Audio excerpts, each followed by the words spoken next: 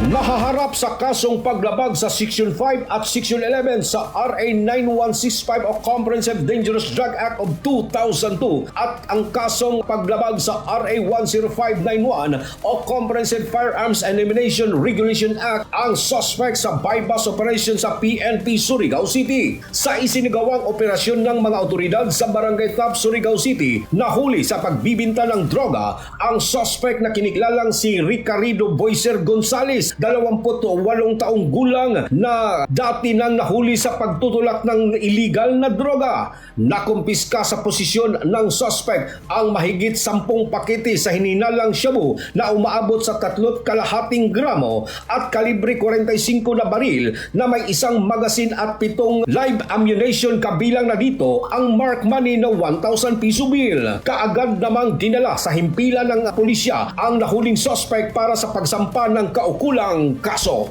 Mula dito sa RMN DXRS Surigao, ito inyong Radyoman Gerson Galotera Fuentes, Tatak RMN. RMN Network News.